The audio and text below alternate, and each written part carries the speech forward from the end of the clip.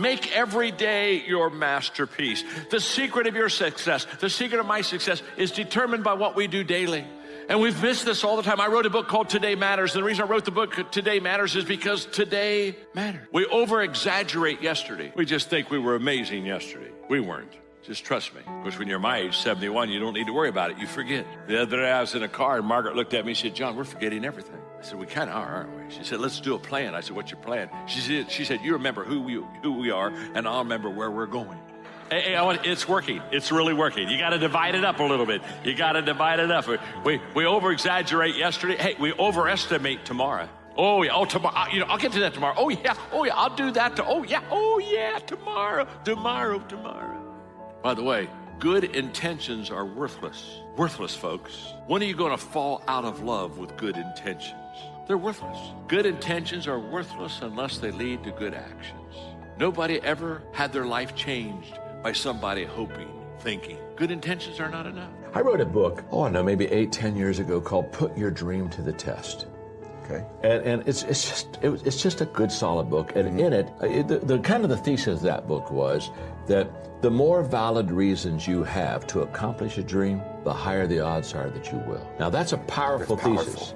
So, I mean, there's no cotton candy here. There's no hype stuff here. Yes. And so I basically looked at what are the valid reasons to achieve a dream, and there were 10 of them. Okay. And so I formed it in a way of questions.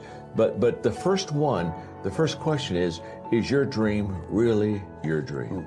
And that's where we start at. Because can I tell you something? If your dream isn't really your dream, it ain't going to work. And I tell people in the book, hey, the first dream we have isn't our dream.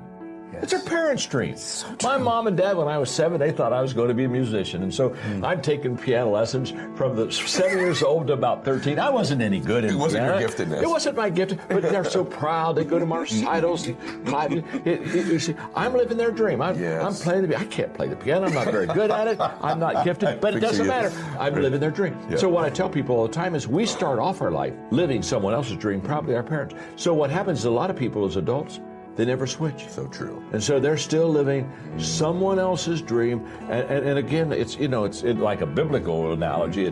It's King, or David before he was king, putting on King Saul's armor. Yes. It's not fitting, and he's staggering around there. Well, I know a lot of people, they're putting on someone else's armor, and they just aren't going to achieve because it's not who they are. It's not their dream. The first thing I want you to know that success is not a destination. Well, and if we all got our act together collectively and stop making things worse, because that's another thing people do all the time. Not only do they not do what they should to make things better, they actively attempt to make things worse because they're spiteful or resentful or arrogant or deceitful or homicidal or genocidal or all of those things all bundled together in an absolutely pathological package. If people stopped really trying just to make things worse, we have no idea how much better they would get just because of that. So there's this weird dynamic that's part of the existential system of ideas between human vulnerability, social judgment, both of which are major causes of suffering, and the failure of individuals to adopt the responsibility that they know they should adopt. It isn't merely that your fate depends on whether or not you get your act together and to what degree you decide that you're going to live out your own genuine being. It isn't only your fate, it's the fate of everyone that you're networked with. And so, you think, well, there's 9 billion, 7 billion people in the world. We're going to peak at about 9 billion, by the way, and then it'll decline rapidly. But 7 billion people in the world, and who are you? You're just one little dust mote among that 7 billion. And so it really doesn't matter what you do or don't do, but that's simply not the case. It's the wrong model because you're at the center of a network. You're a node in a network. Of course, that's even more true now that we have social media. You'll know 1,000 people at least over the course of your life, and they'll know 1,000 people each, and that puts you one person away from 1 million and 2 persons away from 1 billion. And so that's how you're connected. And the things you do, they're like dropping a stone in a pond. The ripples move outward, and they affect things in ways that you can't fully comprehend. And it means that the things that you do and that you don't do are far more important than you think. And so if you act that way, of course, the terror of realizing that is that it actually starts to matter what you do. And you might say, well, that's better than living a meaningless existence. It's better for it to matter. But I mean, if you really asked yourself, would you be so sure if you had the choice?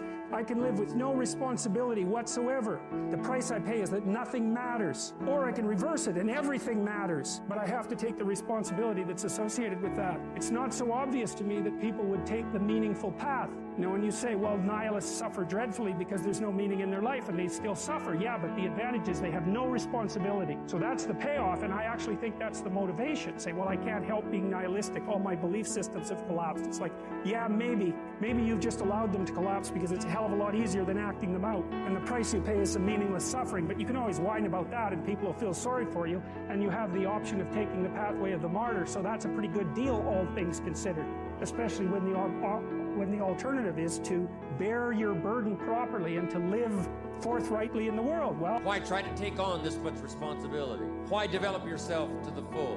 Why try to become all that you can possibly become? Why try to earn as much as you can earn, share as much as you can share, develop every skill you possibly can, see every human you possibly can, go to every class you possibly can, touch everybody you possibly can? Why do that much? Why go that far? Why share that much? Why give that much away? Why try to see everything? Why try to do everything? Why try to become everything? That's a good question, why? And you're the only one personally that can answer that question for yourself. You've got to have your own list of whys. Work on your list of why. One of the big thrusts for success is to come up with a strong enough why. In leadership training, here's what we learn. If the why is powerful, the how is easy. But if the why isn't strong, if your goals aren't powerful, if the vision isn't clear, the old prophet said, without a vision we die, without a vision we perish, without a dream we're nothing. From the movie The Professionals, it said, we joined because we believed. We stayed because we were committed. We left because we were disillusioned. But we came back because we were lost. Without a dream, we are nothing. I'm asking you to sit down with your family and develop a dream strategy.